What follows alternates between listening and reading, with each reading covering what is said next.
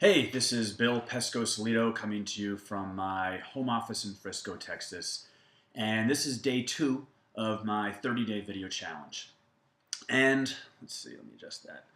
And I wanted to talk to you today about, I'm going to create an analogy for you. I'm big on analogies. For me, it's just a way to understand things in a different way, to get a different perspective. So, and this might be a little odd, so bear with me with this analogy. But I have 2 dogs. I have my German Shepherd, Scout, who's big, like 100-pound German Shepherd. He's awesome. And then we have a little toy fox terrier, who's like 9 pounds, and his name is Taz. Now, pretty much every day I take Scout and Taz for a walk. And I got to put them on a leash, and we've got to walk a certain way, like through our neighborhood, until we get to this kind of open area, these fields. It's undeveloped land so far, or they have the streets and the street signs, but no houses have been built yet. So it's pretty much undeveloped, and then it kind of partitions off or goes off in these fields area. And it's great because I can let the dogs off the leash, and we can walk. And they just walk and sniff and run and poop and do all their dog stuff. So it's really cool because I don't have to have them on the leash. So the dogs are very different. Again, bear with me here. My dogs are very different. Scout, he definitely will run ahead and run over here and run over there.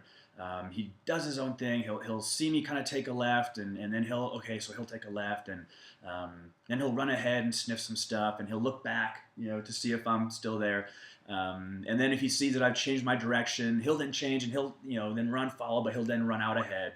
And he's definitely out there. I mean, he's just out there running and doing his thing and sniffing, and he'll always look back, to make sure that I haven't like disappeared, I guess. But for the most part, he'll just go, and it's awesome.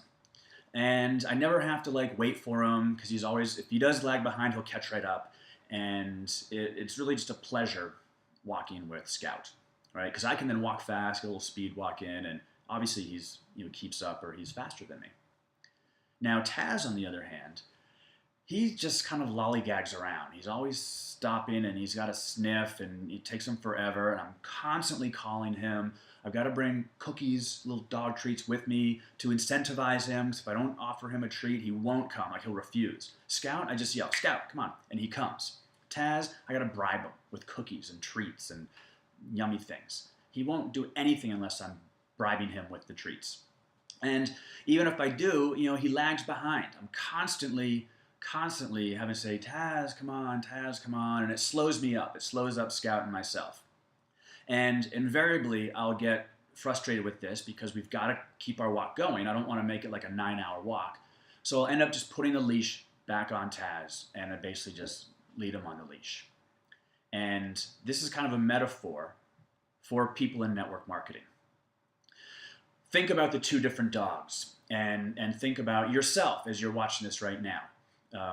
Are you more the person who is just going to kind of run out there and do stuff, and maybe look back at some point to see if you're doing it right, but not really worry, to still do it, and if you have to, you do something, and then if you have to fix it, you'll go back and fix it?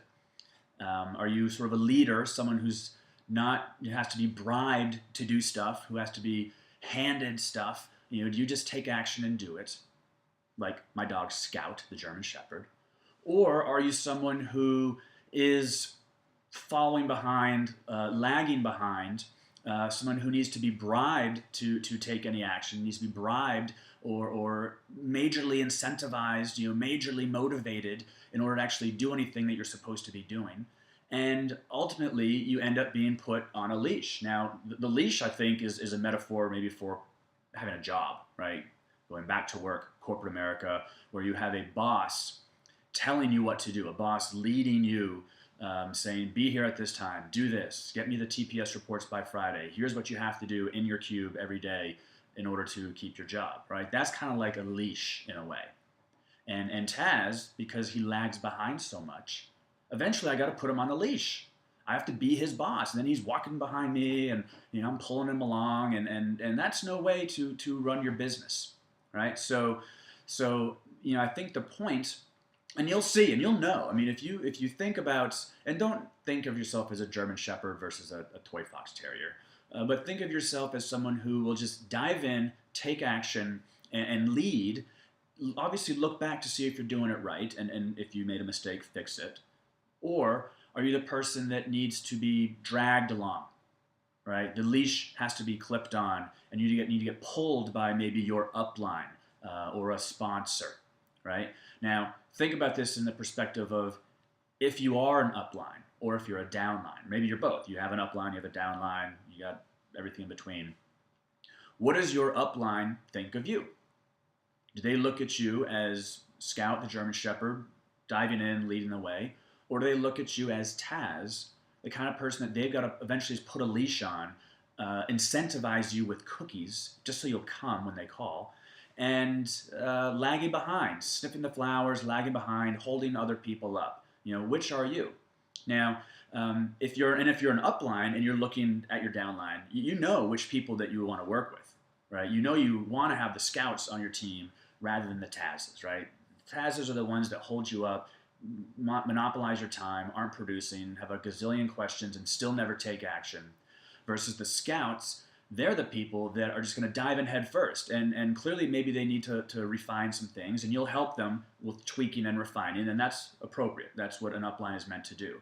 An upline is not meant to slap a leash on someone and drag them across the finish line, right? An upline is meant to I believe, lead, inspire, but also help tweak and refine. Oh, you've got some results? Awesome. Are they good results, bad results, mediocre results? Well, let's find out. But at least you did something and you got some results, right? For our team, I love working with the people that just get some results. Good, bad, or ugly, that's okay. I don't care. Give me some results, and then we'll tweak and refine. I feel that's my job, to help tweak and refine. But it's not my job to slap a leash on someone and drag them along. I don't want to do that. It's not what I'm here for. So I hope this video makes sense. Again, kind of loose parallel metaphor, leashes and dogs and bosses and slackers and whatnot. But I think you get the point. So just before I sign off, just think about which of my two dogs are you? Are you Scout the German Shepherd, or are you Taz the Toy Fox Terrier? And if you recognize that you're Taz and you feel you want to make a change, it's about taking action. It's about just plowing forward and not really worrying so much if it's not perfect, right? Not really worrying so much if you get it 100% right the first time, right? Sometimes you just need to dive in and do stuff, get some results, to then regroup later, tweak and refine, and increase your knowledge foundation.